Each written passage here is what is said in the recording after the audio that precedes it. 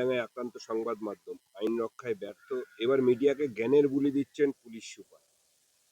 আবেগ বুঝে সাংবাদিকদের কাজ করার পরামর্শ দিচ্ছেন, সাংবাদিকদেরও জ্ঞানের বুলি মানুষ দিচ্ছেন। যখন সব কাজ করতে অসমর্থ হয় তখন সব দার্শনিক কথাবার্তা বলে। আজকে পুলিশ প্রশাসনের বিশ্বাসযোগ্যতা এবং যোগ্যতা দুটোই তলানিতে ঠেকে গেছে পশ্চিমবাংলায়। সাধারণ মানুষ বিশ্বাস করে না, এখন সরকারও বিশ্বাস করতে পারছে না। তাদেরকে মিসইউজ করতে করতে তাদের ক্ষমতা যোগ্যতা শেষ হয়ে গেছে। তাই আজকে এই ধরনের লজ্জাজনক পরিস্থিতির মধ্যে পড়ে পুলিশ প্রধানকে এর কথা বলতে হচ্ছে।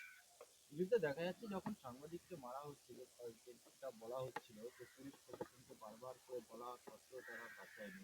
সেই ভিডিও ফুটেজে দেখা যাচ্ছে যে পুলিশ রয়েছে, হাতে লাঠি রয়েছে, ঢাল রয়েছে, সমস্ত কিছু রয়েছে। প্রশ্ন তারপরেও হচ্ছে সাংবাদিককে বাঁচাবে কে, নাগরিককে বাঁচাবে কে, কিন্তু পুলিশকে কে বাঁচাবে আগে?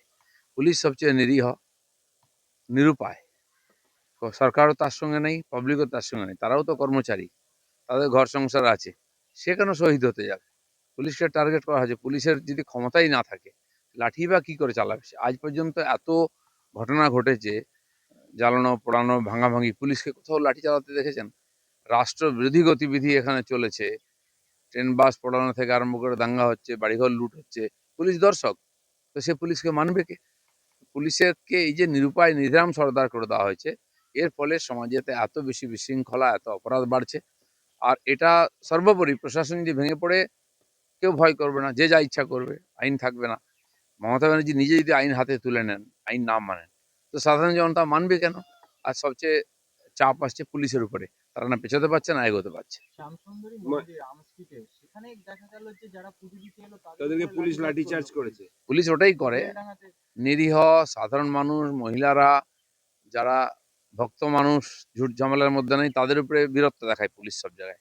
আর এই সমাজ বিরোধীরা, দেশ বিরোধীরা দাপিয়ে বেড়াচ্ছে, সরকারি সম্পত্তি নষ্ট করছে, সাধারণ মানুষকে কষ্ট দিচ্ছে, মারছে, পুলিশ কখনো তাদের সামনে দাঁড়াতে চেষ্টা করে না, পালিয়ে যায়। বলছি, মোদি বলছেন যে রাজ্য সরকারকে পাল্টানো দরকার। আবার অভিষেক পাল্টা বলছে বিজেপি পাল্টাবে, তৃণমূল পাল্টাবে না।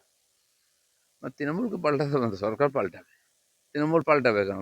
তৃণমূলের পাল্টাবার ক্ষমতাই চলে গেছে, তারা নিজে থেকে পাল্টাতে পারবে না, সেই জন্য সরকার পাল্টাতে হবে। এটা এখানকার জনগণ করবে। মাননীয় প্রধানমন্ত্রী বারবার বলছেন, এখানে এসে এই যে উন্নয়নের ডালি উনি নিয়ে আসছেন এখানে, সাধারণ মানুষের জীবনকে গতিশীল করার জন্য এত ট্রেন, যাতায়াত ব্যবস্থা, সড়ক, জল পরিবহন, সব কিছু সুবিধা দেওয়া হচ্ছে, যেটা 10 বছর 15 বছর আগে করা হচ্ছিল, কেউ করেনি, সেটা আজকে মোদিজিকে করতে হচ্ছে।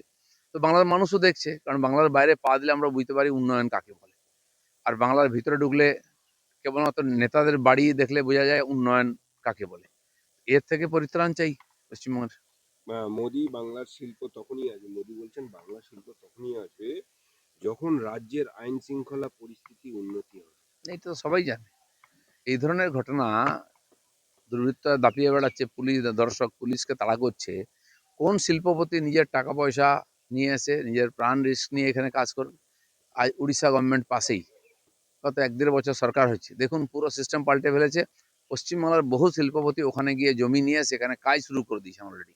এর মধ্যে কাজ শুরু হয়ে গেছে, 1 বছরের মধ্যে জমি জায়গা দিয়ে আর পাঁচিল দিয়ে কাজ শুরু হয়ে গেছে। অন্যান্য বড় কোম্পানি এখান থেকে গেছে, কটকের কাছে ওরা যেখানে পুরো শিল্প তালুক করেছে, শুরু হয়েছিল আগেই, কিন্তু তার পুরোপুরি রূপ দিয়ে জমি হাতে তুলে দেওয়া হচ্ছে সমস্ত সুবিধা সহ। পরপর দুদিন রাজ্যে প্রধানমন্ত্রী জনসভা করলেন, আইপ্যাক এবং মমতার দুর্নীতি নিয়ে একটি শব্দও ব্যয় করলেন না তিনি। সিবিআই যেখানে তদন্ত হচ্ছে, ফাইল নিয়ে দৌড়াদৌড়ি করছেন মমতা ব্যানার্জি, সেখানে প্রাইম মিনিস্টারকে বলতে হবে? মানুষ কি অন্ধ হয়ে গেছে বাংলার নাকি? ওই যে সিঙ্গুরেতে প্রধানমন্ত্রী শিল্প নিয়ে একটি শব্দও বলেননি, কোথায় শিল্পের বার্তা তো কিছু দিলেন না। না, যা হবে, আগে তো উনি বলেছেন যে এখানে আইন শৃঙ্খলা না হলে শিল্প হবে না, সরকার হবে। আর তার জন্য যে বেসিক জিনিস, যাতায়াত ব্যবস্থা, রেলওয়ের, রোডেজ, সব কিছু তৈরি করে দিচ্ছেন উনি, আর উদাহরণ রাখছেন যে কিভাবে আমরা করব। ওটা তো দেখা গেল না দাদা আপনাকে সিঙ্গুরের সভাতেও তো আপনাকে দেখা আমি গেল না। এয়ারপোর্টে ছিলাম ওনাকে সি অফ করার জন্য। আচ্ছা, অভিষেক বলছেন যে নদিয়ায় সব সব আসন জিততে হবে, যে জেলায় যাচ্ছেন সেখানেই বলছেন সব কটা আসন জিততে হ্যাঁ, হবে। আমিও বলছি তো, যতদিন না ভোট গণনা শেষ হবে মে মাসে, ততদিন অবধি 294টা আসনই টিএমসি জিতবে। রেজাল্ট হলেই বোঝা যাবে কে। সব জায়গায় গিয়ে বলছেন সব আসন জিততে হবে, আপনারা প্রত্যেকবার বলেন। মমতা ব্যানার্জি বলেছেন 294টা আমি ক্যান্ডিডেট। তো দেখা যাক এবারে নির্বাচনটা কে খেলা খেলবে। না